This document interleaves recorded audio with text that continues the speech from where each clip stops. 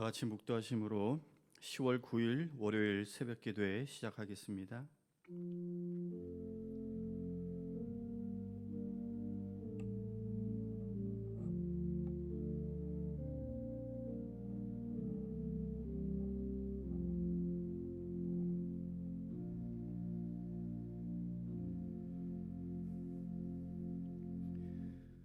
좋으신 하나님, 허락하신 한 주를 감사로 받고 은혜로 살아갑니다. 세상적으로 볼 때는 특별할 것 없는 한 주가 되겠지만 주님이 이끄시고 또 함께 하실 그 한 주를 기대하며 믿음 가운데 살아갈 수 있도록 주님 도와주시옵소서. 이 시간 성령님 임재하여 주시고 예배하는 모든 심령들을 새롭게 하여 주셔서 또 다른 믿음의 결단으로 주님 앞에 나아갈 수 있도록 주님 친히 인도하여 주시옵소서. 예배의 시종을 주님께 의탁하오며 거룩하신 예수님 이름으로 기도합니다. 아멘.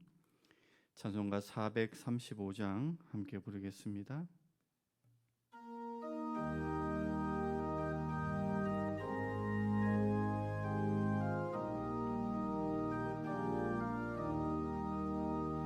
나의 영원하신 기업 생명보다 귀하다.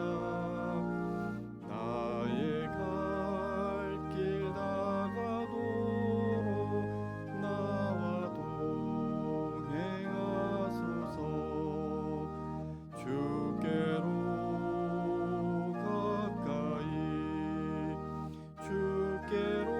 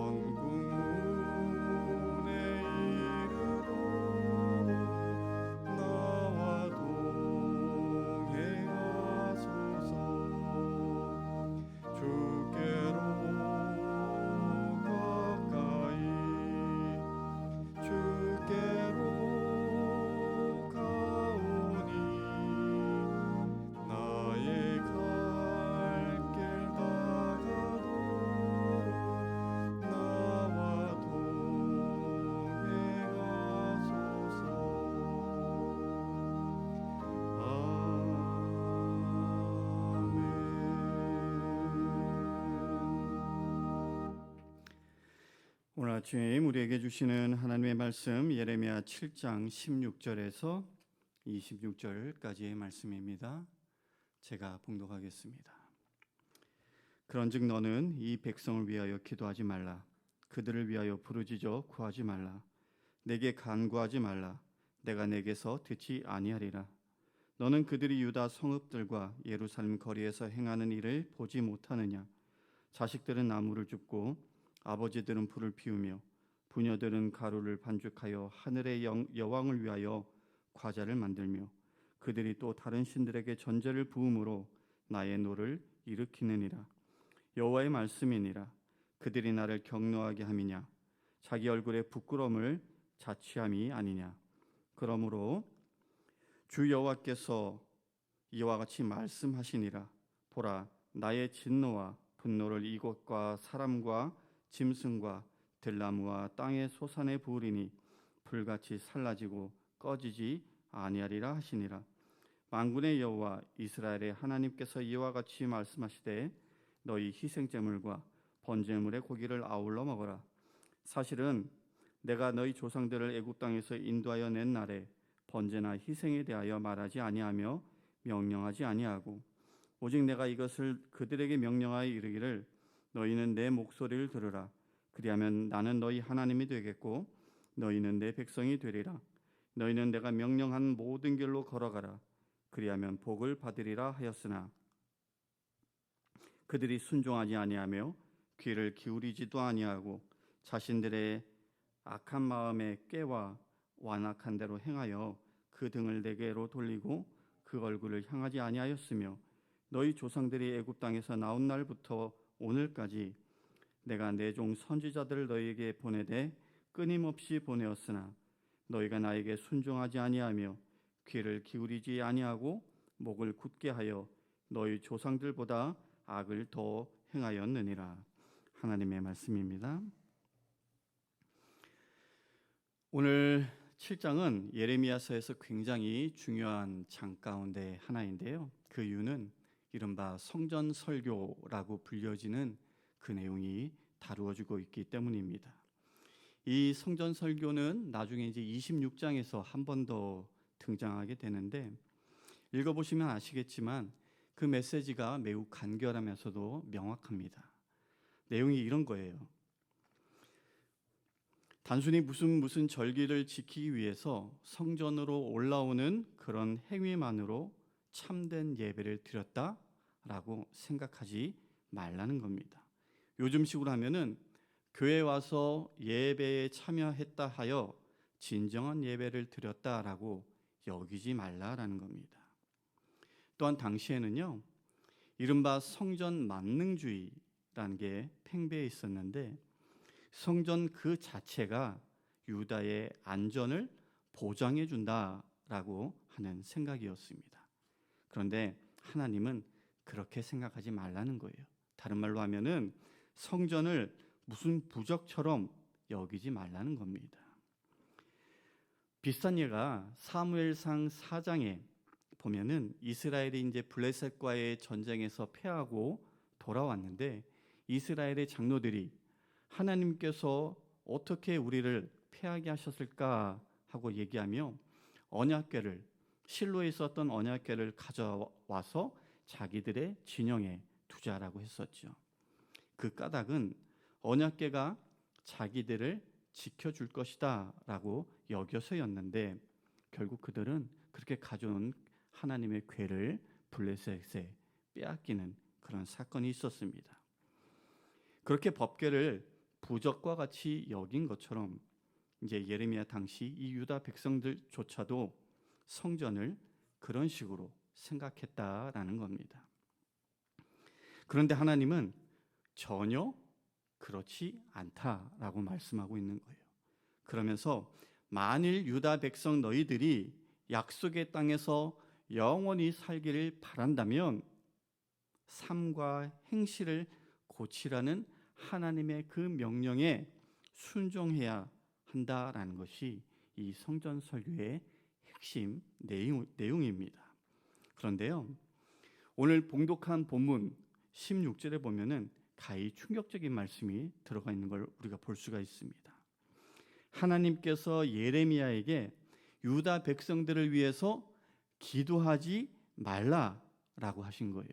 그것도 표현만 조금씩 다를 뿐 3번이나 반복해서 기도하지 말라라고 하신 겁니다. 16절 읽어볼게요. 그런즉 너는 이 백성을 위하여 기도하지 말라. 그들을 위하여 부르짖어 구하지 말라. 내게 간구하지 말라. 내가 내게서 듣지 아니하리라.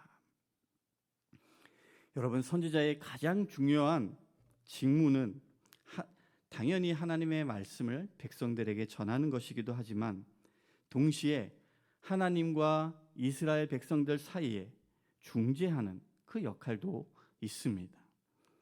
하나님께서 그걸 모르실 일 없고 또 잊으셨을 리도 없었지만 오죽하면 하나님께서 그렇게까지 말씀하셨을까? 한편으로는 이해가 되는 부분도 있지만 또 그래도 이거는 너무 과한 게 아닌가라는 생각이 드는 것은 다음과 같은 사건들 때문입니다. 과거에 하늘에서 유황불이 내려 성 전체를 불바다로 만들어 초토화시킨 소돔과 고모라 기억하실 거예요. 그때에 하나님은 아브라함의 중보기도만은 허락하셨습니다. 또한 출애굽기 14장에 보면은 이스라엘이 광야에서 범죄할 당시에 모세가 올리는 중보 기도를 하나님께서 들으시고 이스라엘을 용서하신 그런 일도 있었죠. 심지어는 하나님의 백성들을 압제하고 주변 민족들에게도 악행을 일삼았던 아수르의 니느웨 사람들을 하나님이 구원하시겠다고 당신의 요나 선지자를 보내셨던 그것을 우리가 기억한다면 지금 하나님이 당신이 친히 택하시고 백성으로 삼은 그 유다 백성들을 위해서 중보 기도하는 것을 하지 말라라고 하는 것은 그런 하나님의 모습은 너무나도 이례적이고 또 한편으로는 당혹스럽기까지 합니다. 어쨌든 유다를 향한 그 선지자의 중보 기도까지도 금하신 이것을 보면서 당시 유다가 얼마나 하나님을 극렬하게 거부하고 하나님을 기만하려 했는가. 그들의 범죄가 심각하다 못해서 이제는 돌이킬 수 없는 그런 지경에 이르렀다라는 것을 반증하고 있는 것 같습니다. 하나님께서 예레미야에게 유다를 위해 기도하지 말라라고 하신 이유, 오늘 본문 17절, 18절에 이렇게 기록되어 있습니다. 너는 그들이 유다 성읍들과 예루살렘 거리에서 행하는 일을 보지 못하느냐? 자식들은 나무를 줍고 아버지들은 불을 피우며 부녀들은 가루를 반죽하여 하늘의 여왕을 위하여 과자를 만들며 그들이 또 다른 신들에게 전제를 부음으로 나의 노를 일으키느니라. 여기서 눈에 띄는 것이 두 가지인데요. 하나는 하늘의 여왕과 다른 신들을 위한 이교 제사 의식을 위해 애 어른 가릴 것 없이 온 가족이 총동원되어서 그렇게 우상 숭배를 했다라는 것이고요. 또 하나는 이 우상 숭배의 장소입니다. 일반적으로 우상 숭배의 장소로 지적되는 곳은 이전 3장에서도 그 이후에도 보면은 높은 산, 푸른 나무 아래, 돌, 바위 틈 이렇게 사람의 왕래가 뜸하거나 어떻게 보면은 은폐되어 있는 그런 곳이에요. 그런데 오늘 본문 17절에는 그 우상 숭배가 저질러진 곳이 바로 성읍과 거리라고 나와 있어요. 누구나 볼 수 있는 장소에서 공공연하게 자행될 정도로 유다 백성들이 타락했다라는 것을 17절은 보여주고 있는 것입니다. 이어서 이제 하나님은 재물에 관하여서 유다 백성들의 불순종을 지적하십니다. 21절입니다. 만군의 여호와 이스라엘의 하나님께서 이와 같이 말씀하시되 너희 희생 제물과 번제물의 고기를 아울러 먹으라. 여기에 보면 하나님이 희생 제물만 먹는 것이 아니라 번제물까지도 먹어 치우라라고 말씀하고 있는 걸 볼 수 있어요. 제물 규정을 잘 모르시면 이게 무슨 문제가 되는가 싶을 수 있는데요. 제사 규례에 있어서 번제물은 어떻게 드리죠? 제물의 전체를 태워드렸고 희생 제물은 정한 부분만 태워드리고 그리고 남은 고기들은 제사의식에 참여했던 소위 예배자들이 식탁의 교제로 함께 나누어 먹었습니다. 그런데 지금 하나님께서는요, 희생 제물만 먹는 것이 아니라 번제물까지 먹어 치우라고 명령하고 계신 거예요. 번제는 무슨 번제야? 너희들이 가져온 그 제물을 나에게 바치지 말고 그냥 먹어 없애고 번제고 뭐고 간에 나한테는 일체 제사하지 말라라고 얘기하고 있는 겁니다. 즉 하나님께서 유다 백성의 제물과 제사를 역겨운 것, 무가치한 것으로 여기면서 이것을 거부하시겠다라는 그 말씀을 하고 있는 겁니다. 이 21절을 세 번역으로 읽어보면은 그 노골적인 의미가 더 잘 드러납니다. 제가 읽어드릴게요. 내가 너희에게 받고 싶은 것은 제사가 아니다. 너희가 번제는 다 태워 내게 바치고 다른 제물은 너희가 먹는다고 하지만 내가 허락할 터이니 번제든 무슨 제사든 고기는 다 너희들이나 먹어라.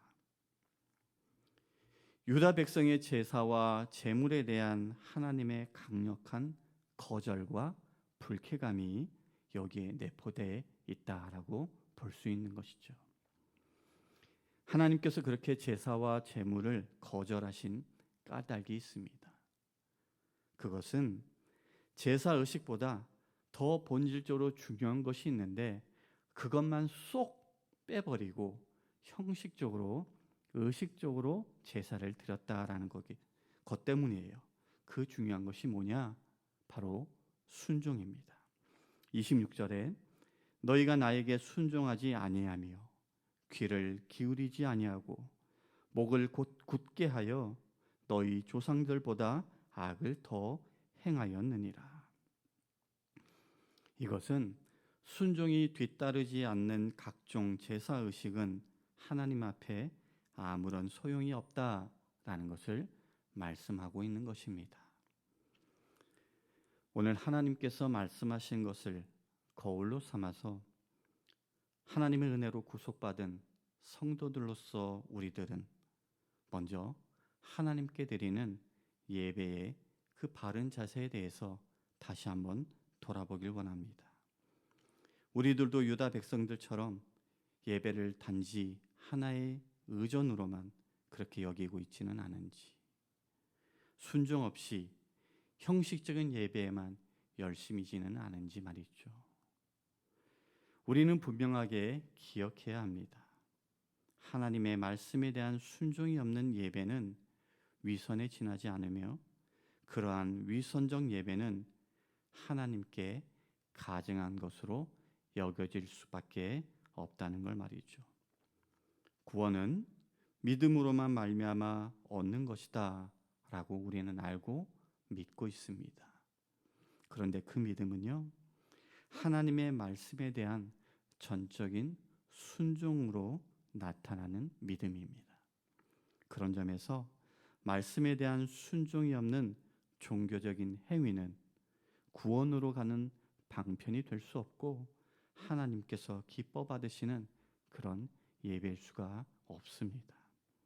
사랑하는 성도 여러분, 우리의 신앙을 왜곡시키고 변질시키는 것들을 철저하게 경계하시기 바랍니다.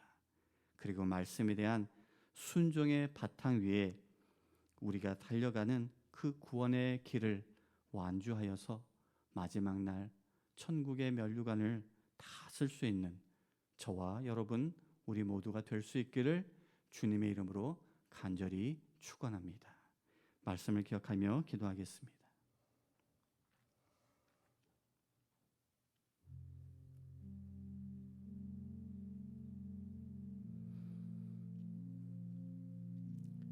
살아계신 하나님 아버지,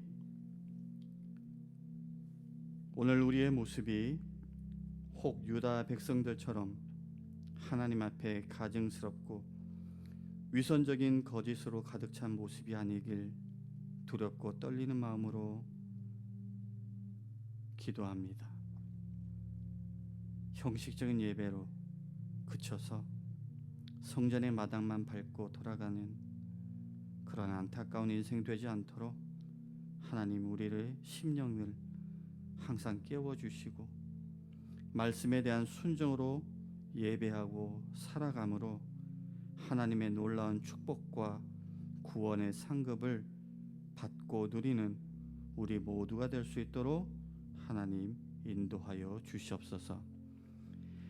이제는 우리 주 예수 그리스도의 은혜와 하나님 아버지의 극진하신 사랑과 성령님의 감화감동 교통하심이 오늘도 새로운 믿음의 결단으로 나아가는 모든 성도님들 머리 위에 지금부터 영원까지 함께 하시길 간절히 축원하옵나이다. 아멘.